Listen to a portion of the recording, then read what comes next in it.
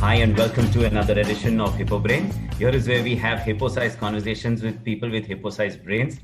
Today, I am in front of two Rajeshes. Rajesh, my co-host and my friend and my partner in crime, and whom I really love and admire over the years that I've come to meet him. But the other Rajesh, I will call him Talaivar because I've had the privilege of working with him many years ago, and everything I probably understand of brand strategy and working and etc. is all through Rajesh. He's the only guy who I know who's made me forget sleep, who's made me forget food, who's made me forget everything else and work. And why? Just because he wants it done, but he's never asked me for it. He's such a great guy. Now, it's very difficult to introduce such a character.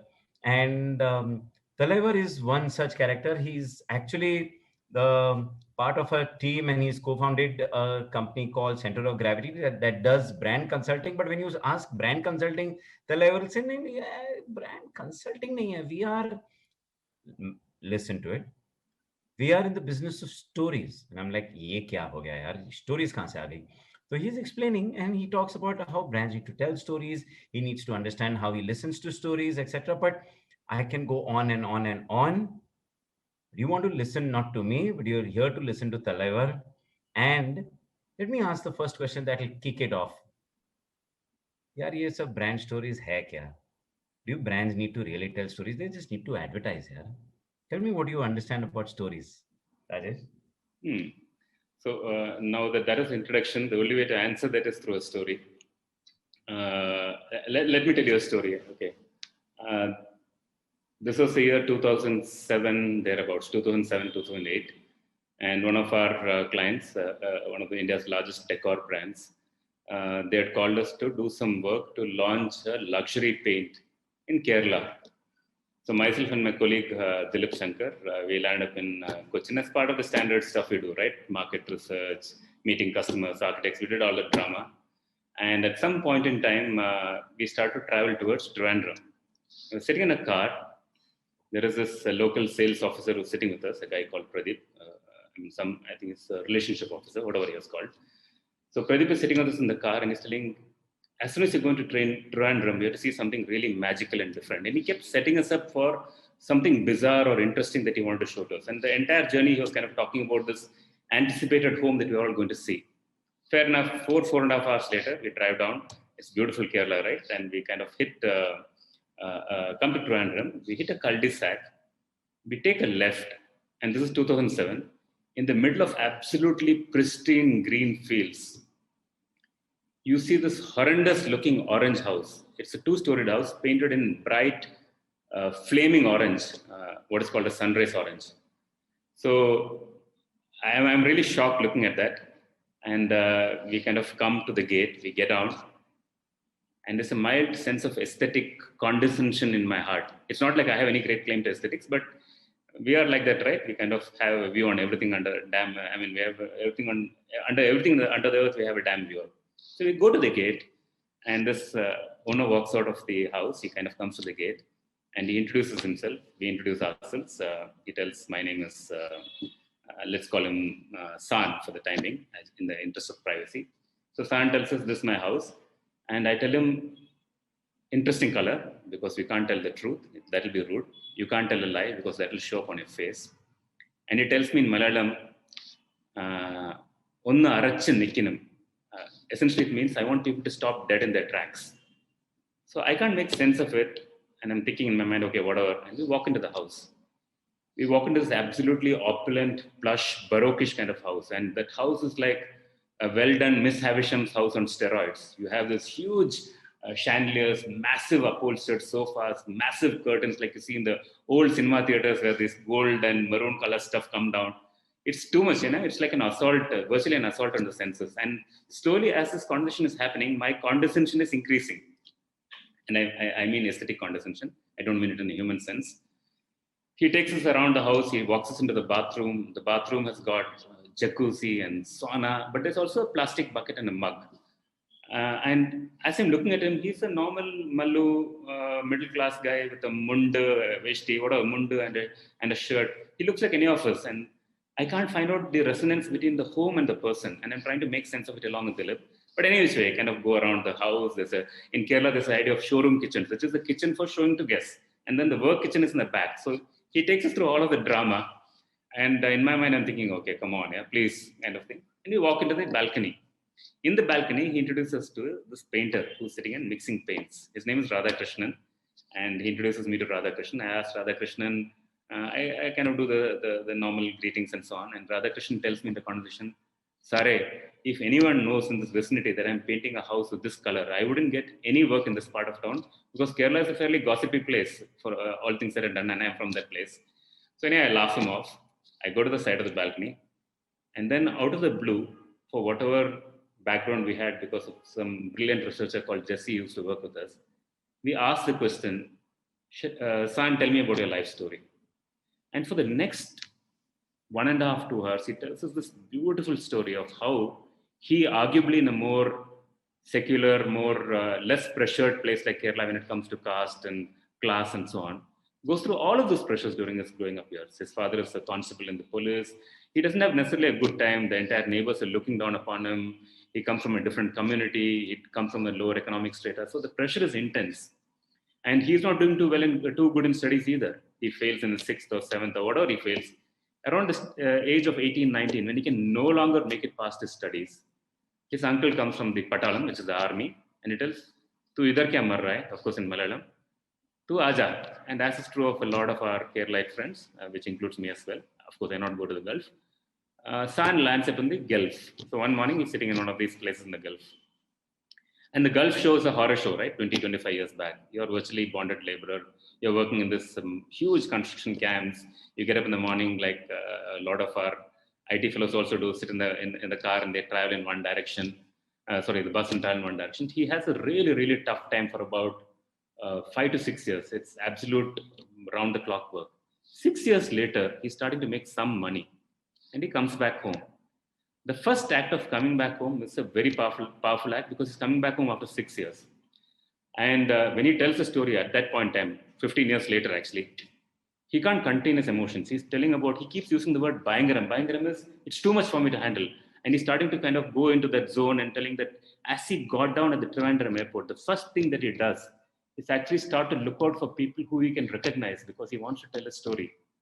Because he's the guy who was a nobody who left Trivandrum many years back, went to the Gulf, Dubai, has started to do reasonably well, come back, and he wants to tell a story. This is no different from, I'm sure, many of our parents. I can imagine my father having moved from Nagarkoil, virtually, possibly just about past in 10th, or so he says. He goes to Madurai, and he does some industrial training institute, can't find a job, works as a projector operator in a cinema theater in Madurai for 2 years.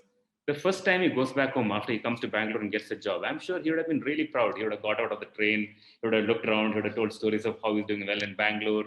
From the Jola, he would have moved a VIP suitcase, he would have had a HMT watch. So Shej is pretty much going through all of those emotions when he lands up in Trivandrum the first time after his 6-year stint in Dubai. For the next 2.5 weeks, he virtually meets every single relative and friend because he really wants to tell a story of how he's doing well. And after having gone through all of that for 2 weeks, he finally goes back to Dubai and he tells about how angry he is when he goes back. But anyway, 15 years later, he's opened a small restaurant. He's made a ton of money. He sells a restaurant. And with that suitcase full of money, he lands up back in Trivandrum. And the first thing he does is to break down his old house, of which he doesn't have great memories, and to build a 2-storied house. Not only does he build a 2-storied house, he paints it with sunrise orange. And at some point in the conversation, he stops suddenly and he tells, you know, sir, all this wealth, these 4 or 5 cars that you see in the distance, all these rubber plantations that you see from the balcony, all of that is fine. But all it takes is just one fever and all of this can get wiped out. But this is my time under the sun. And he continues the story. I meet his father, an absolute gentleman. He makes us coffee. And at some point, 2 hours later, myself and Dilip get out of the house. We get into the car. We hit the cul-de-sac. I look back at the house. My aesthetic condescension has disappeared. The house looks beautiful. Sunrise orange is absolutely stunning as a color for his home. Now, I'm sure all of us have gone through many of these kind of powerful transformational stories as part of visiting people and so on. But this story on the face of it looked like one of the thousands of stories that we go through when we go to homes, random homes across the country or across the world as well. But what struck us was that in this story, there was every single vector of brand strategy or corporate strategy. consumer-driven corporate strategy, which is that you have an idea of who the customer is. Of course, I told it in 5 to 7 minutes, the story. It was a 2-hour conversation. You have an idea of who the customer is. You have the idea of his hopes, dreams, desires, fears, anxieties, aspirations. You know how he relates to home, his past home and his current home. You know why the home has turned out the way it has turned out. You have an understanding of the decor of the home, which I kind of was looking at a mildly belittlingly at the start, which kind of, I stood humbled at the end of that conversation. You have an idea of how it relates to color, and therefore why it's put sunrise orange. You have virtually an idea of every single aspect of the source category, the actual category in which the client sits, the reasons for buying into the paint, a certain kind of color, and therefore even what kind of retail spaces you should make for him, which don't go through the fear of invalidation and disrespect and kind of protect his self-esteem. Now, when he went through the story, we thought, wow, all of our work is just this. You go into 100 homes, collect 100 stories, parse these 100 stories into 5 unique sets, and that's segmentation. And for each of the sets, you know exactly what's the motivating argument, what's the differentiating argument, and what kind of marketing mix action you should do to make the brand relevant. Starting from Shaiju and along with a few other clients and the stories that we kind of got exposed as part of those journeys, virtually all of Center of Gravity's work today is essentially walking into homes, listening to stories for 2 hours, coming back, passing those entire stories into 5 or 6 blocks, and running the entire brand strategy project and differentiation project just through that window. And of course, there's another aspect of actually telling the brand story also. Eventually, these two stories have to meet. But that's the magic of the work. And when you look at it, there's nothing but stories actually at the end of it. And Shaiju, I mean, Sana's story is a powerful example of that. And just one of the stories, of course, I'm kind of talking about. But yeah, Castro is on the story. No, Rajesh. I think it's right. What you're saying is very interesting that you're listening to brand stories, etc. But when did you first realize? So I know we go a long way back, but earlier there were, if I remember you, there were theories in place, there were constructs in place, there were frameworks in place, and somewhere along the line you've taken those frameworks and you've integrated them into stories, or you've thrown them out and you've brought in stories. How has this transformation turned from frameworks of brand strategy or pillars of brand strategy to stories that help you distinguish or, let's say, write brand strategy? It's a powerful question to ask because I wonder what paths led us to this place. But I'm sure there are small events that have happened in all our lives. I'm sure in a strange way, you have also been a part of our journey into storytelling. The work that we did together for ACC at that point in time, and you had kind of captured the horrible experiences that customers go through in construction through the beautiful story of Albert Pinto Ko Gussa Kyun Aata Hai. And the solution to that is Dr. Kotnis Ki Amar Kahani. I'm sure that is a part of getting into this journey. But when we started Center of Gravity, one of the things that happened was we got a project from Castrol. And we used to work with this absolutely brilliant human being and researcher called Jesse. We were sitting in the Ogilvy office in Bombay, and the client was there. And they gave us a brief saying that we want to find out a strategy for Castrol to increase loyalists or something like that, purchase process kind of stuff. We walked out, and I remember Jesse telling us, let's not study the category at all. How does it matter? Let's study the trucker. Let's understand who the trucker is, what his life is. And she told it in a manner of speaking, but in those days, because we just started off and we still do that, luckily, we thought, yeah, let's not tell the client, let's quietly do a study of the life of the trucker. Of course, we'll study the category. So for the next couple of months, we went across Namakkal, Karur, Dindigul, Ludhiana, whatever, Lucknow. We sat in trucks and traveled with truck drivers from Bangalore to Sira, saying, I just want to understand who this person is. We spoke to people, a guy called Jason, who's a documentary filmmaker on the life of Indian truckers. We watched movies called Uski Roti by Mani Paul. So we went on this magical journey of understanding who the trucker is and what kind of life does that person lead. And the story is brilliant because the trucker story is true of the story of many blue-collared people who essentially are migrants who, when they're about 14, 15, they run away from home. Essentially, the guy gets into some dysfunctional behavior in a village or a small town. He steals the money from his father's pocket. Papa do lafa marta hai usko. वो भाग के निकल जाता है. He comes to the city. Once he comes to the city, it is horror show again because he's got displaced from his idyllic settings and is in this Bombay or Calcutta or Bangalore, one of those cities. He goes and works in some mandi. He gets rogered. People abuse him. He doesn't get money on time. Whatever. He goes through all of the hell. Very often, they may also go back to their village, and again something happens. After 2 years, again come back and run away and come back to the city. And this time they run away for good. Then the journey starts. They work in a mandi. A trucker comes there. He tells the fellow, "Tu kya idhar mar raha hai? Mere saath Kori chal. Kori ekdam saaf suthra jagah hai. Tu udhar aaja." And the guy sits in that truck and lands up in a mandi in Biddi or Ramnagaram. And again, it's horrible work. You're carrying, it's Kori work. It's you get the scraps. Many of them have got scars in the back and face. They struggle through that work for about 2 years. When another lorry driver or truck driver comes and tells, "Tu Kori pe kya mar raha hai? Mere saath cleaner ban ja. Pura duniya ghumenge." So he sits in that lorry and he starts becoming a cleaner. And they have a good time roaming around the country. They do the interesting things, they do the good things, they do the dangerous things. All of that happen. After 3 such years, one day somebody tells him, "Tu kya iske saath kaam kar raha hai?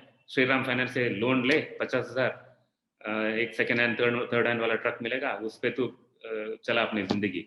So he buys a truck for 80,000, 1 lakh, some really a broken down truck. And out of 100 people who buy such trucks, if luck has its way, 10 of them survive. They escape accidents, they escape carrying contraband, getting stuck with the police, they escape major repairs, they escape robbery on highways. 10 of them survive. And after 5 years, if they're lucky, or 3 years, they're lucky, they buy the second truck. And after 3 years, they buy the third truck.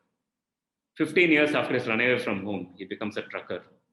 And by the time he's done this journey, we are just about starting, many of us are starting our careers. He's done this journey.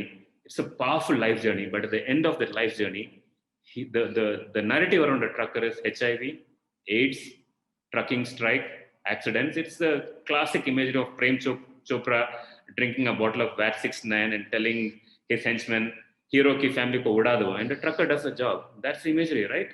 It's horrible, but that's the imagery. But when you meet the truckers, 8 out of 10 or 7 out of 10 people are decent human beings, very, very decent human beings. The moment they get the money, they pay off the garages. So how can a brand who's selling lubricants or tires or truck finance or whatever the hell they're selling not know of the story? What is the meaning of liquid engineering? Who understands what is liquid engineering? Even now, I don't know. What is the meaning of liquid engineering? Nobody can make sense of that. But if I want the trucker to be a part of my world, and if I acknowledge this life story as the story of a hero, and that the residual elitist world has robbed this identity from him by calling him an HIV/AIDS carrier and an accident creator and a strike creator and all kinds of stuff, right? If you're able to restore his stolen identity back as a brand, what better brand position than that? What a better way to command loyalty than to tell that our lubricant lubricates a piston and who cares? Nobody knows all that. How will a trucker know all that? I'm sure even people within the companies won't know what exactly the oil does inside. Of course, it's supposed to do its job. So along with things like I told about ACC, I'm sure a lot of personal experiences happened around that time, Castrol, San's story. All of this took us down the path of saying that there is stories. Collection of stories, listening to stories, and then narrating back a single story from the brand back to the consumer. And if this is done, it's very simple. There's no complication of frameworks and complicated terms. You can put any damn suffix or prefix to brand, and that's a term that you can find in most of the brand books. But at the heart of it, this is all there is to it. Like I told about Castrol, like I told about San's story in the case of Asian Paints. And if a brand really related to human beings through the story, the way in which you engage the trucker would be very, very different. You would not engage him through, and most truckers know this, that once they start to become successful, brands are like leeches. They land up at the doorstep wanting their business. And the moment they turn their face away, they're saying, "Sala, harami log hai. Sala HIV hai, uska AIDS hoga." So it is fairly poignant when you go and meet these people. And most importantly, forget brand strategy and all this work. You go and meet these people, you stand emotionally displaced from where you are. Like when you met San and you walked out of the house, you start to respect him.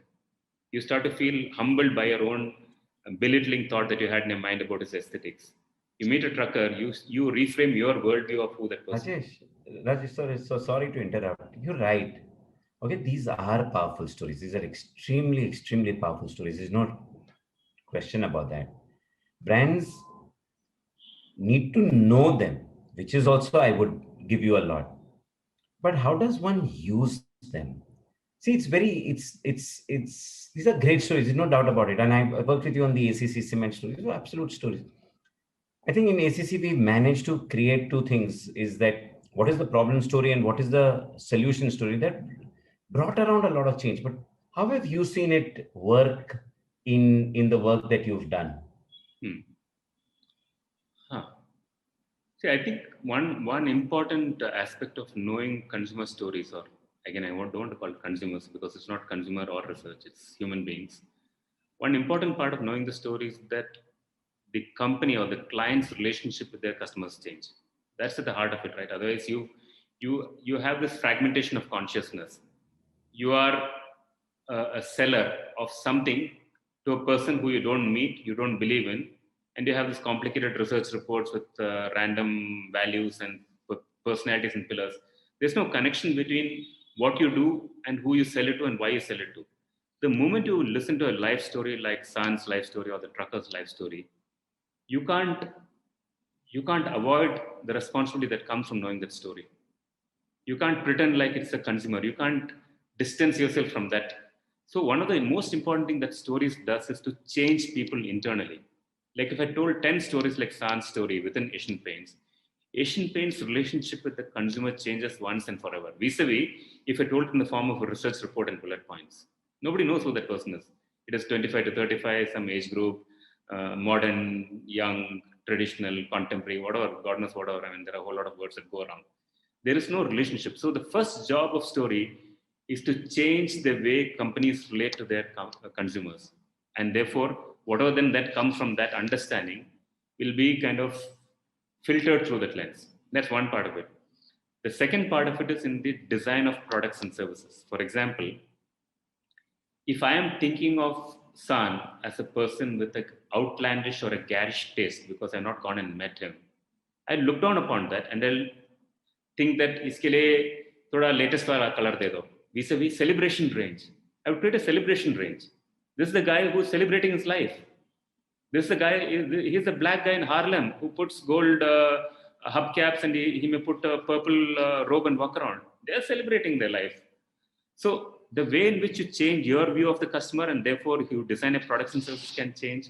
The content can change now, which is increasingly moving from broadcasted for 40,000 feet advertising to regular conversations with customers on platforms and properties. So everything changes actually. And then the company itself becomes different after a while. But if it's not that, and all you do is to actually engage with the customers through gender, age, psychographics, complicated terms like contented conservative, traditional modernist. I mean, all kinds of names are there, right? You don't know really what they mean actually. Vis-a-vis San, Castrol, this trucker, that trucker. So it does a huge job of internal attitudinal change to consumers, internal design of products and services, and in the content and communication that you put out regularly, and therefore build strong relationships with brands. I mean, at some point in time, we had done a documentary film called In Search of Indigo. This was 2-3 years back. We were part of a team that did it. Let me hold you there, Rajesh. Just let me hold you there. I have shown Rajesh Jain, my co-host, that documentary. And before you tell that story, Rajesh, would you like to? No, sorry, not the Talaivar, Rajesh Jain.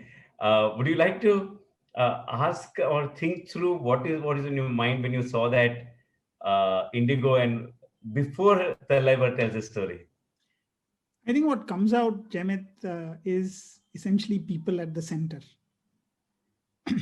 I was watching it again today in preparation for this, and I was playing it at lunchtime on the table, and my wife was sitting while we were having lunch. I normally read something. The first time she saw me playing a video, and she says, "This is amazing. What is this?" You know, because the way the words were flowing, the way the imagery was coming out. Okay, and it's all about people. And I think what Rajesh is basically saying is that, if you fall in love with your customers, and I've been just thinking about this as he's been saying it, that the Indigo story really is, I mean, we never thought about indigo as the color or anything. And I started thinking, that there's a backstory to so many objects or things around us. Beautiful. And there are people behind them, and we have no clue. Beautiful. And I mean, I'd never seen a story like this. Of course, we watch the regular hero's journey or whatever on TV, but to take something like Indigo and talk about that was just amazing. And I watched it for the second time today, and the first time, but it again came back. The same emotion sort of came back again today, Rajesh. Very prescient. You can explain the Indigo story. So beautifully expressed, Rajesh. And it's amazing that by seeing the movie, you've gone back behind the scenes to know what might have happened there. But it's beautiful. I mean, the backstory is this. Asian Paints is a paint brand on the face of it. Not now, but many years back. Paint is what? Pigment, resin, binders. Nobody really cares two hoots about it. The fact of paint that you can start to care about is color for sure. So therefore, Asian Paints moves into becoming a color brand. Now, how do you own the space of colors? Yeah, Pantone owns the space of colors, right? But that's a very technical, RGB, science-based engagement with colors. How do you emotionally own the space of colors? Because Asian Paints is an emotional brand, not to mention that we are Indians and we get emotional about everything. Our anger is a little more extra, our sadness is a little more extra, our tears are a little more than what normally happens. So we are emotional people. So how does Asian Paints capture the emotional space of color? And so 2012 thereabouts, we started, I mean, they're already done a lot of work on colors, but one of the things that, and they are actually brilliant in kind of creating this absolutely blue sky kind of projects. They told, okay, how do we kind of become strongly associated with colors? And one of the properties that we thought we should do is color journeys.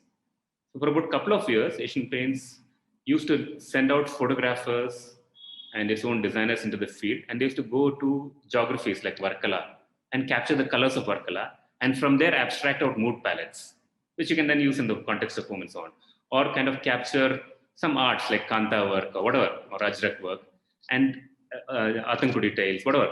Abstract out colors from the world of arts, crafts, and geography. Sorry. Seriously, it's not some guy sitting and saying, "ये चल इसको 5% बदला, इसको 5% बदला, इसको 5% बदला," and I got a color shade card. It doesn't work like that. No, actually, I mean, it's interesting that you asked that there is a Fantex shade card with 1,800 shades, and many people use that to actually decide what they want for their homes. But a brand like Asian Paints can't sell colors through the shade card because it's a very commoditized view of colors. You have to put colors in a context. And what's the context? A context can be colors inspired by India and how that can find its way into your home because you feel strongly about India. Colors of Kerala, colors of beach that evokes a certain feeling, colors of the mountains. So you can obviously put together palettes based on inspirations, clearly. And so one option is to just sit on Google, check up a whole lot of pictures, and from those pictures you can abstract out mood palettes. The other option is to actually go on a journey of discovering colors. So when the photographer and the designer go on a journey, travel across, get inspired by those moments and those visuals and those moods and those stories, and then create mood palettes, it's beautiful because it's authentic. It's not sterile. So they did it for a couple of years on arts and crafts and geography. And 2014 or 15 thereabouts, I think, if I remember right, it was kind of doing well, but not as well as we wanted it to be. And so Center of Gravity, I think one of us from COG kind of met up the guy who used to head this division and told, I think the issue is that you're chasing arts and crafts and geography, but your story is color. Why don't you chase color? Let's chase color. Let's chase madder red. Let's chase indigo. Let's chase fuchsia pink. Let's chase honeysuckle green. God knows what. Let's chase colors. So how do you chase colors? You go and chase it right from its source. So where was indigo born? Where was madder red born? In which culture?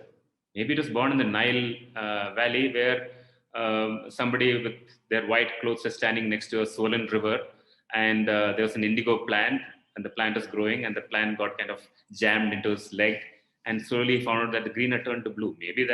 Maybe the Indus Valley civilization created indigo through Ajrak. We don't know how, but we don't. Let's go and chase color across civilizations and time periods. And as we started to go on the journey, we found a magical story. And this is what you told Rajesh, that the people behind the color. How do you humanize a color? How do you bring emotion to color? Because that's what you want to stand for as against the world of Pantones. We told, as we started to go and meet artisans and artists and craftsmen around the world of indigo, of the hundreds of stories, and there are hundreds of stories about indigo. We just took one story and made that film, and we are a part of making of that film. The story that we picked up was that indigo is essentially a plant, right? Indigofera tinctoria. It's a plant like any green shrub that you see around randomly on the side of a forest. You take the leaves and then you kind of do a certain set of processes, and through a process of oxidation and reduction, when you actually make the dye in a vat, you put a white cloth into the dye. It's green and yellowish green in color. You take it in a hand and then you wave it in the wind like this, and it becomes blue. It's magic. It's alchemy.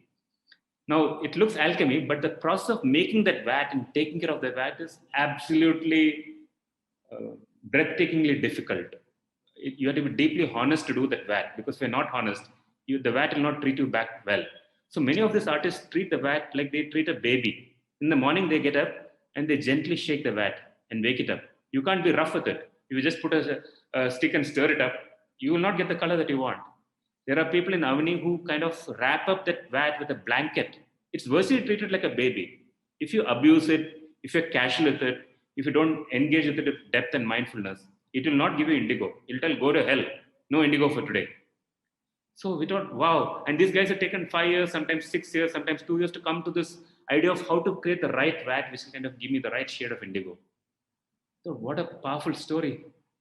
I mean, if I knew of the story, I would buy indigo and put it in my house on a wall, because there's something suddenly you attached value and meaning to the story. It's not a color on a shade card from among 1,800 colors.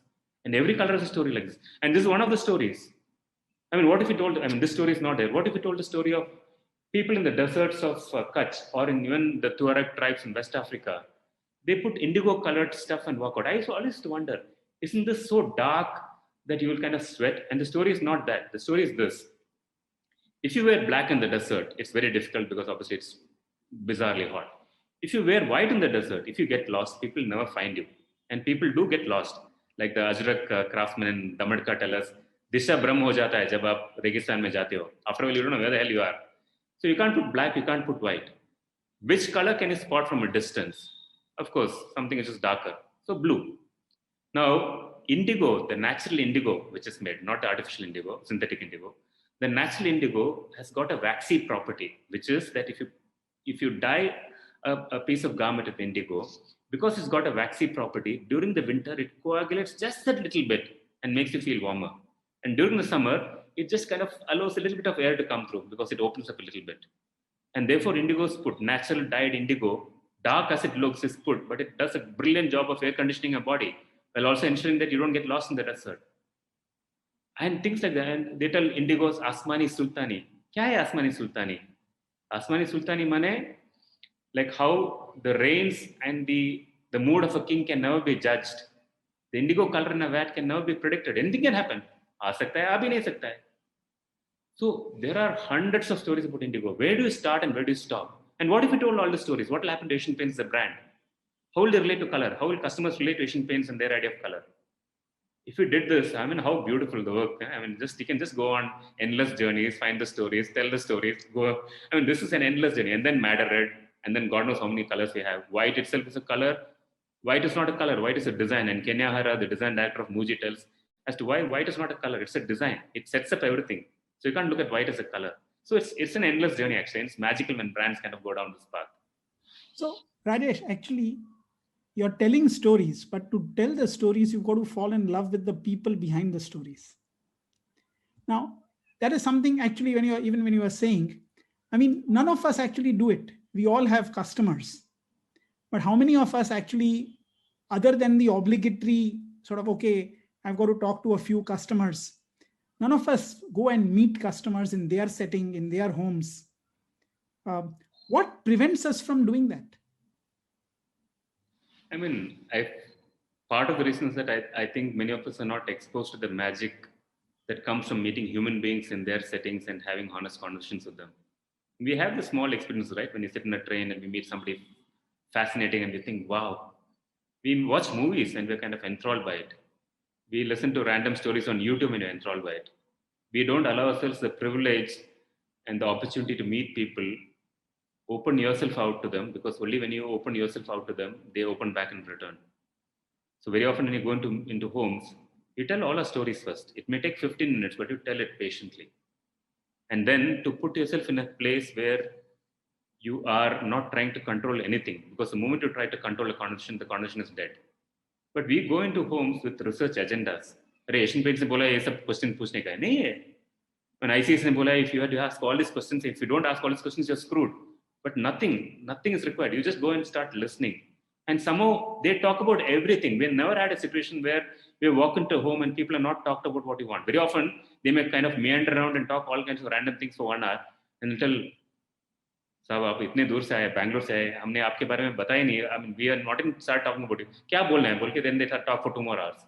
So our ability to open ourselves out and then get the returns of they opening their lives out to you, our ability to listen not as research but as conversation, our ability to not have the control that we all want to have when you do research, our ability to let go of our own status of that of being a consultant or a strategist or a client or a CEO. When you drop all of this and you're willing to meander around and let ambiguity take over, very often the chance of magic happening is tremendously high.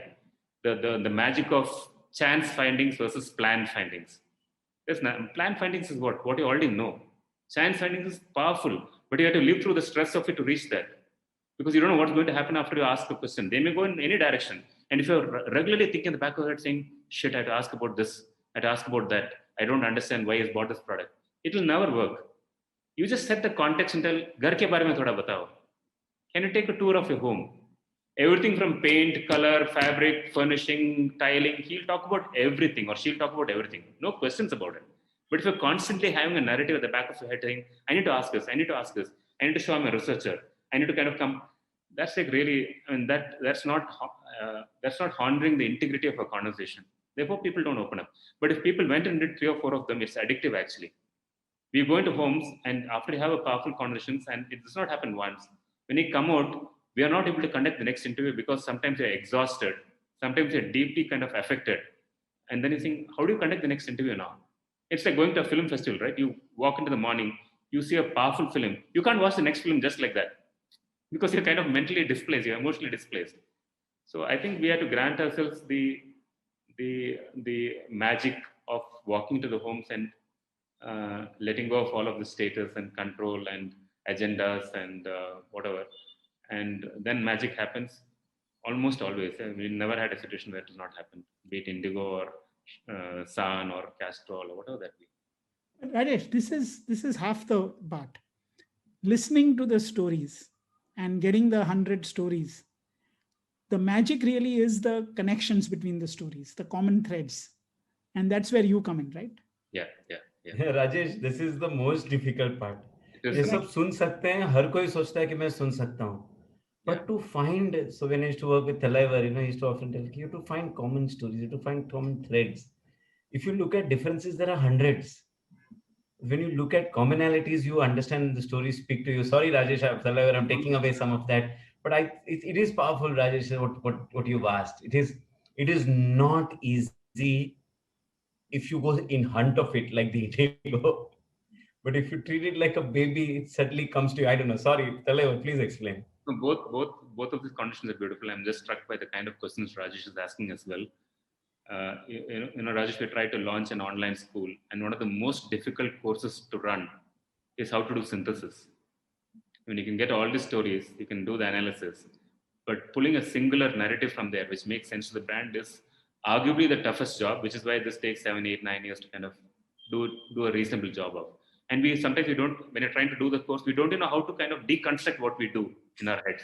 So it's a very powerful conversation. And I think Jayamit in bringing back the blanket and the baby story has touched upon some part of that solution, which is that the idea of synthesis is a creative process.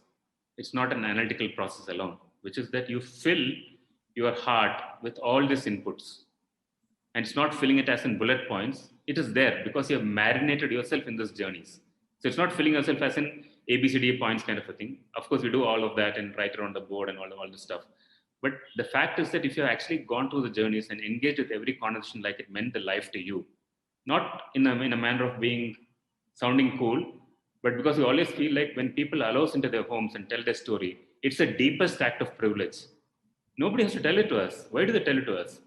So if you don't honor it and kind of really treat every second of it with the sacredness that it deserves, if you don't do that, then we lose the analysis part of it. What else are random points that we can kind of mathematically put out by comparing content analysis sheets? So let's assume that we did it. It's almost, just to chip in here, Rajesh, it's almost like the VAT which you said, the Indigo VAT.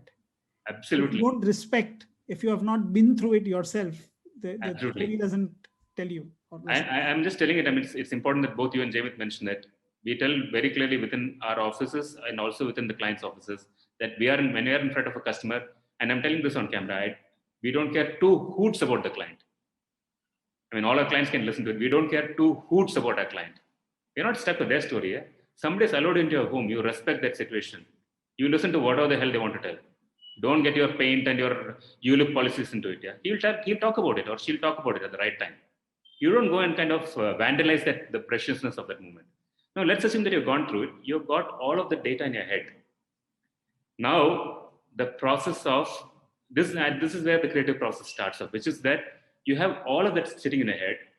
And how do you kind of have a conversation between induction and deduction, which is that you're not just analyzing, you're also throwing out thoughts into it. And the thoughts are not wrong, provided you're marinated yourself well. Because the right brain, unlike the left brain, is doing a magical job of crushing all of this together. I mean, Thomas Blakeslee wrote this beautiful book called The Right Brain, in which it talks about how two kids are sitting in a classroom. One is brilliant at algebra. The other one is an absolute duffer at that. A few minutes later, they go into a ground and somebody whacks the ball. The guy who's a duffer in algebra actually kind of makes a run and he goes and catches the ball. And Blakeslee talks about how in that short moment, he has decided the angle at which the ball has been hit, the wind speed, the speed at which he needs to run, the time at which he has to open his hand or lunge forward and catch it. It's a complex, God knows what equation it is, algebraic plus various other equations involved. But the right brain does all of this. And to trust the right brain and to give yourself the freedom to tell out hypothesis, which when it meets all the data of analysis sitting in your head, suddenly something clicks.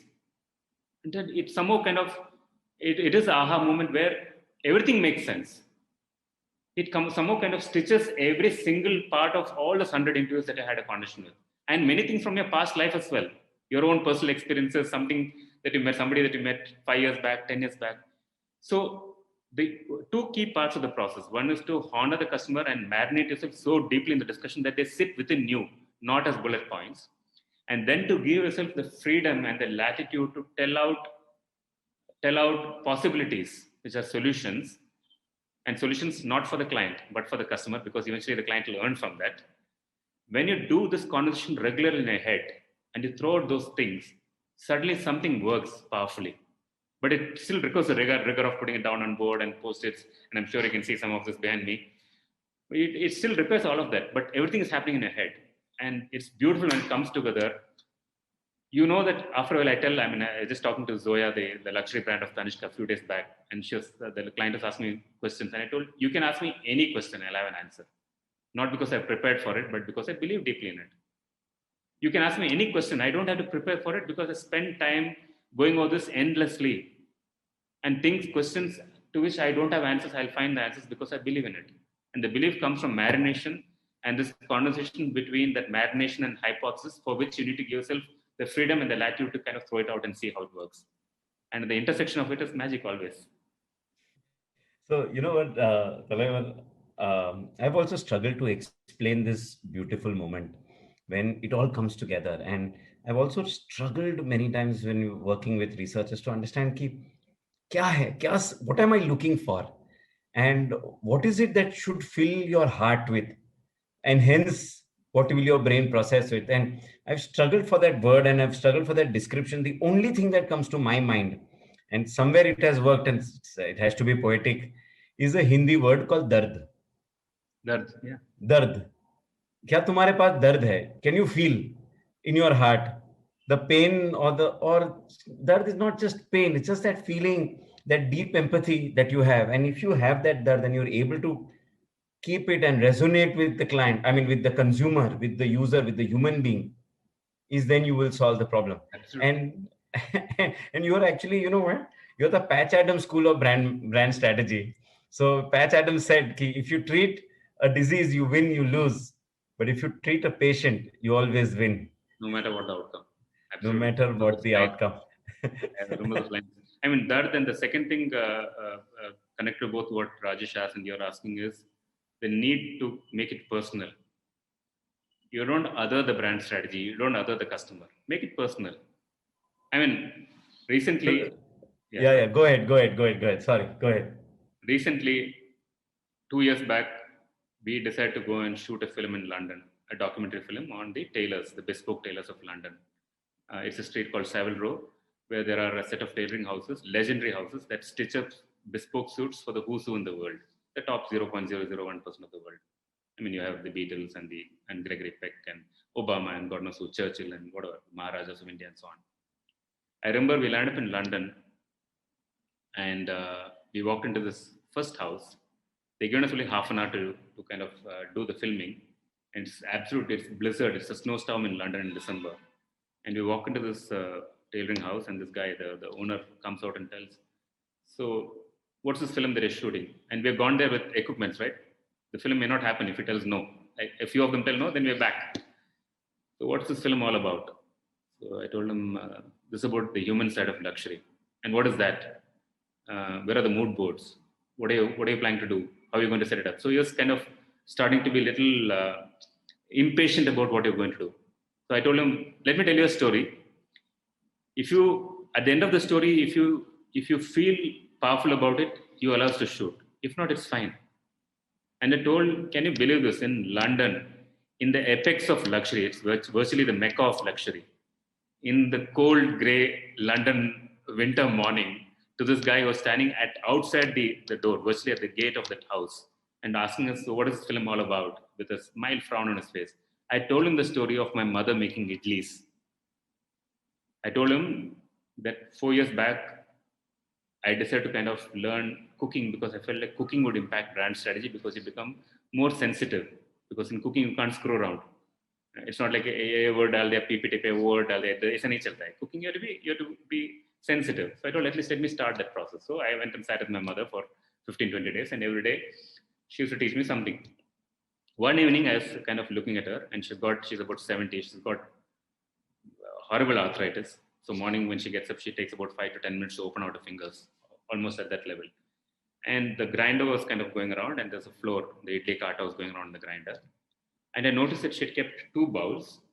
And as the floor got kind of sufficiently made at the right level of consistency and smoothness, she started to take out the flour from the rotating grinder and start to kind of jerk it out into the 2 bowls with a kind of a motion which was almost like this. She was just kind of taking it and throwing it out into the 2 bowls. So I was watching it for a while and I told, why don't you kind of chill out a little bit, as it is your bones are in fairly serious condition, so you need to kind of calm down a little bit.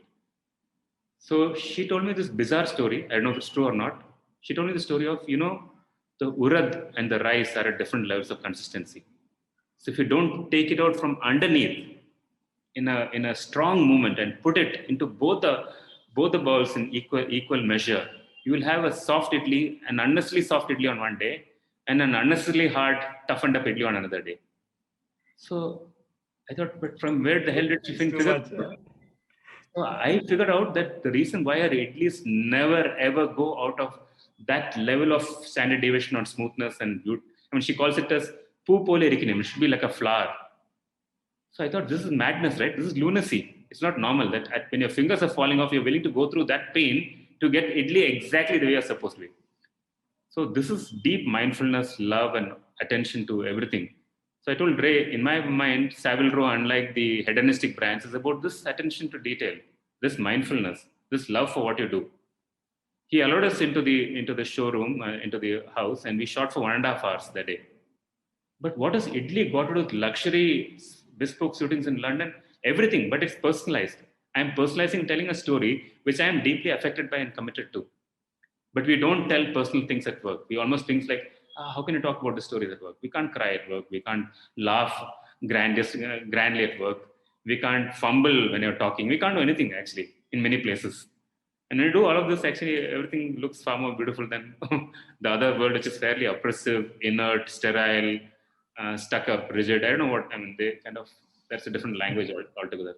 The world of the movie of American Psycho and Christine Bale's portrayal of. Let me hold you before you diss more people. Let me just hold you there. Uh, yeah, it's interesting, but there's one little story I know. I mean, speaking to you 2 hours sometimes feels less. But before we go, I want to quickly catch one story because that very clearly articulates that not just it can solve a brand problem, it can solve a product problem, it can solve a product that can be introduced and it can create a new is the wall art Asian Paints one. And if you can talk about that story. Hmm. So this again, sometime back, Asian Paints was launching exterior decor. And there's nothing like exterior decor in the country. I mean, you have textures on walls that you see, the rough textures that you find on walls. If you go to pretty much any architect designed home, you'll find wood and metal and glass gratuitously on walls, especially in the northern part of the country. So there's nothing like decor, as in you can't find design and patterns on walls. You can find color on walls, you can find textures, the rough textures on walls. So how do you create a category that doesn't exist in the country? Like if you go to some parts of the world, you find, like in Oakland, if you go, you find this beautiful murals on the walls outside. So either you have the mural kind of thing, which you don't find a lot of it in our country, or you find textures and these materials. So how do you design, how do you kind of create designs for exterior walls? What's the question? And if you go to customers, because they've never been really exposed to it, they can't talk about it. And of course, we went with some ideas and kind of showed them those options. But how do you come to those ideas in the first place? Was the question. So we met a whole lot of people across the country. And at some point we told, okay, they can't really articulate this. Now, how do you kind of come to a set of ideas which you can then throw it back to them?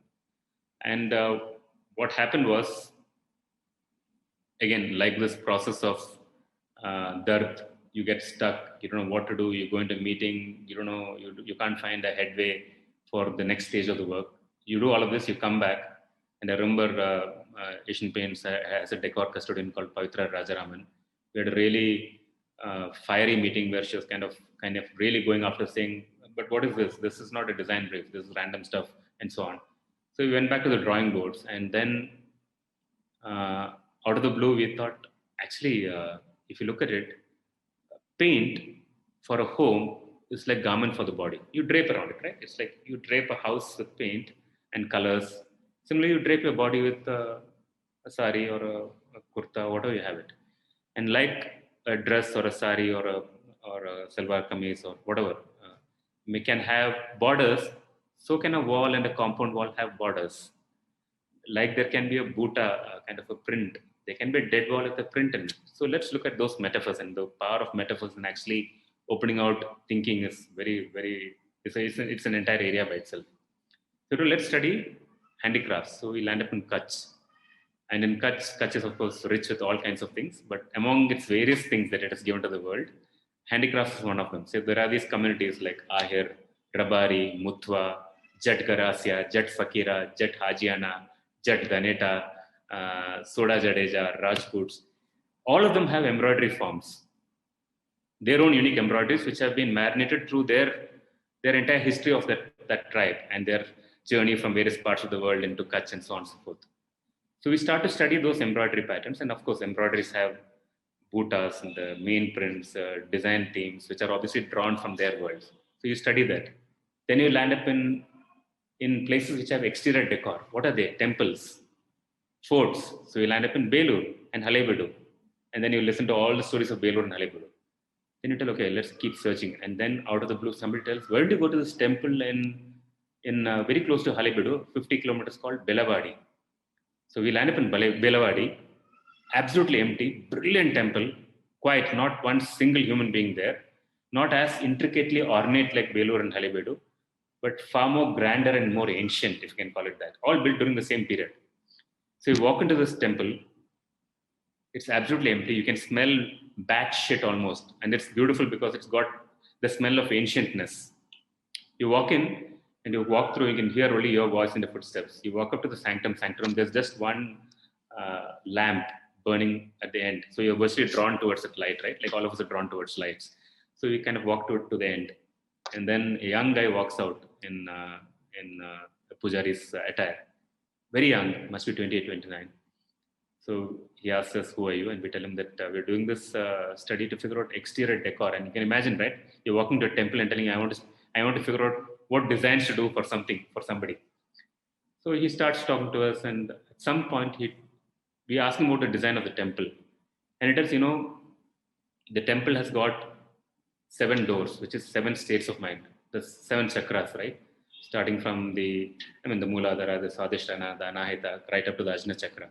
The 7 chakras in the body, because in the olden days, people who designed the temples were the Vishwakarmas, and the Vishwakarmas organized the temple around the human chakras. So if you see a temple, it's virtually like a human being sleeping, where the Dvajastambha virtually come pretty close to the phallic area, and the Ajna chakra comes very close to the sanctum sanctorum. So you virtually design the temple around the human body and the human energy centers, which are the chakras. So he was telling that every time you kind of cross a door, you're dropping off one state of your ego. And by the time you reach the 7th place, which is the sanctum sanctorum, you're ready for communion with God. So I just kind of to provoke him to lie, but I'm not a believer in God. He told, no, it doesn't matter. Whatever your God is, your God may be a work, it may be something else. It doesn't matter what your God is. But it is a state of going through these things. And in the middle of the conversation, he dropped in the idea of you have to cross 7 thresholds, 6 thresholds to arrive at the 7th door. So we asked him, what is threshold, which is called Huslu in Kannada. He talks about how threshold is the space, the interface between one state of mind and another state of mind. The edge, which Joseph Campbell again talks about in all his works in anthropology. It's the interface between the known and the unknown. So he talks about threshold and how threshold is a very powerful thing in Indian culture. The entire, the slaying of the Hiranyakashipu, I'm sure we all know that stories. But the power of the threshold is a very important one, and how threshold is absolutely central. All of life is lived at the thresholds. The rest is just existence before we reach another threshold for growth. So he talks to us about this, and we then start to think, hang on, this is not exterior decor. This is about understanding the soul of the threshold and figuring out whether you can pull out design from there. And then when you look at threshold, you've got beautiful design symbologies. You've got Rangoli in India, which is at the thresholds, right? So Rangoli is Kolam. It is Muggu in Andhra Pradesh. It's Alpana or Aripana in Bengal and Orissa. It is Kalameltu. Kalameltu is not exactly Kolam, but let's keep it for the time being. The Navajo tribes actually have the equivalent of Kolam. So it's multicultural, it kind of transcends. So we thought of visual symbols which capture the soul of a threshold. So Rangoli is about invitation, warding off the evil spirits, whatever. So Kolam, Purna Kumbha Kalash, mango, pineapple in Western culture. So there's a rich world of symbology around threshold. Let's use that as design inspirations, because then you'll embed the design with meaning and stories. And from there start the journey of creating extra designs, which are based on the stories of threshold, because at the threshold sits welcoming, Lakshmi Garajati hai, Daridra Lakshmi, which is the goddess of ill wealth, is chased out, and Bhagya Lakshmi comes in our culture. I'm sure there is the equivalent of that in every culture. There is prosperity at the threshold, which is why you find the Purna Kumbha Kalash or mango leaves. There is protection at the threshold, which is why when you reach forts like the Chitradurga Fort or the Kanthkot Fort in Ahmedabad and in Gujarat or the Red Fort, at the threshold you see this grandness, which is about hardcore protection, and home needs protection. And how do you design for protection? So you took out 5 or 6 emotions at the threshold and told, can you find the symbols around it and use the symbols to inspire graphic design? And there, from mindless visual titillation, you moved imagery to everything with meaning and symbolism. And if somebody were to buy that, there's something powerful embedded into that. And why not? So then an entire collection got created after 2 or 3 disasters, which only a brand like Asian Paints of many companies can actually handle. We had 2 or 3 disasters. That's a part of the creative process. And God knows how much money was blown up. But eventually something magical came out. And again, these are all stories. The story of Rangoli, the story of, like if you go to the Ennis house in California, and that house has been captured in Sing is King and Blade Runner and all kinds of movies, you find this cement blocks, which I think Frank Lloyd Wright, the guy who designed it, called as textile blocks. You find a spiral, but they squared it off. So it's like this. It's like in the form of squares. Now the spiral comes from because the owner was deeply interested in Mayan civilization. In the governor's bungalow in Ushmal in the prehistoric times, when the Mayan civilization used to be there, they felt like spiral represented creativity. So, because he's interested in the Mayan symbolism of creativity, he kind of communicated that to Frank Lloyd Wright, and Frank Lloyd Wright took that and put it into the exteriors of the home. So, if you look at the Ennis house in California, the entire house, exteriors of the house is kind of made of those cement, what he called as textile blocks. But imagine being inspired by that. So, it's like an endless world of possibilities when you go down the path of eliciting stories and then manifesting the stories as design or as brand narratives. I think it's amazing, Rajesh, just listening to you, and you're bringing stories alive. I mean, even things which you experienced probably 5, 10, 15 years ago. You're living them, and that's what stories do. Good stories essentially make you feel so much a part of it. I think the connection between stories and brands, I think is fascinating. I think it should, hopefully, this will make people rethink the way they think of their brands, and that connection that you can do with people, real people, rather than just attributes that we talk about. Yeah, I think that's it's about time for what we have right now, Rajesh and Rajesh. But I think it is interesting. So if I just go back to some of the hippo brains that we've shot and we've spoken to, uh, we spoke to Indian selector Jatin Paranjpe, and he talks about cricketing intelligence, something that's an equivalent of a dard. What is the is his mind in the game? Does he understand cricket? Is he just playing his shots? Or is he really playing the game as he understands it? And that what separates a champion from a want to be champion kind of a thing. And he talks about Shubman Gill, and those stories is what he speaks about. And I think it's very powerful. And again, I give an example closer home when I heard first about the Ajrak story and the Indigo story. So my wife is Kachi, and one of the things that have the pride of place in her house are the ajraks.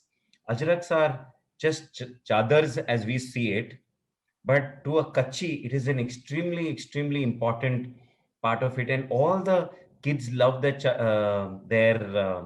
ajraks, and they've grown up with certain ajraks. So my wife has that ajrak which she's kept for many, many years, and she has a very powerful emotion with it. And yes, you're right. In winter, it is warm, and in summer, it is cool because it is the original ajrak that somebody would have gone to Kutch and got it. And the story of that ajrak being having no borders, and it is because it is a representation of the sky, and the sky is boundless. That's something I learned from you, Rajesh. And these stories, now suddenly when I look at that color blue and indigo, actually, how dare I call it blue, and when I look at that ajrak, it is just not just a chatar, it is an heirloom, it is something that is priceless. And when if I were to pass it on to my daughter, it's just a humble ajrak, but it is so many stories that come along. And that's where brands transcend and they start having meanings. And that's when I'm ready to own that meaning into my life as opposed to pay a price and buy something. And I think that's where the magic happens. And just one last thing, it is a completely off, but Anindya Ghosh, he's one of our earlier hippo brains, and he talks about data science and data analytics, etc. And he says there are three angles to data, and you need three types of people. First, you need the data engineers to sit, to clean that data, to put everything and to code it and put it in a format. Second, you need the data modelers, where you look at it and you model the data. And he says, third, extremely important, data storytellers who look at that data, who probably are people like you, probably they're not meeting the consumers, but they are actually looking at the data day in, day out, day in, day out, day out. And with that abstraction of data, they're able to tell beautiful stories. And that brings alive a sterile subject like data analytics to life. And that makes it center stage. So, Rajesh, I think it's absolutely brilliant talking to you. It brings alive why stories are important, and therefore it probably connects all that we've done on HippoBrain and in my career and whatever I've been. I owe you a huge debt of thanks. Thank you, Rajesh, for being on HippoBrain. Any last words from you, Rajesh? Not really. I mean, I'm sure we all exposed to stories, and we all have our own stories. I think it's powerful that you ran this conversation, because I feel like I think was it Maya Angelou who told that there's nothing more painful than a story that's not been told. I think it is Maya Angelou in one of her poems, or she told it in the manner of a quote. But there's nothing more painful than a story that's not been told. And I think we can do it, brands can do it. Your Ajrak, which has got the history of Indus Valley civilization embedded into that cloth. It's maybe 5,000 years old, at least 2,500 years old. And the story of the deep, dark blue ocean as seen from the sky, and the story of the deep, dark blue sky as seen from the ocean is what you hold in your house. How beautiful. You just made it. It was already at this level. You just took it another level. Thanks, Rajesh. That is something only but you can do. We try to tell these stories on HippoBrain. We take one story at a time, 1 hour at a time. And of course, we always preach it because these stories are absolutely brilliant. We try and encompass it, but they are not. You have to go through all of them. And these HippoBrains, we think is these stories that we've heard. We want you guys to hear about it. We want you to spread the word. We want you to subscribe and listen to it. They have changed my life, each and every one of them. I hope they will change yours. It's a different take on economics, on politics, on brand, on technology, on whatnot. I think we've come up with so many, and I really wish you spread the word. Thank you, Rajesh, for being with us. Talaivar, you've always been an inspiration. Thank you all, and thank you for today.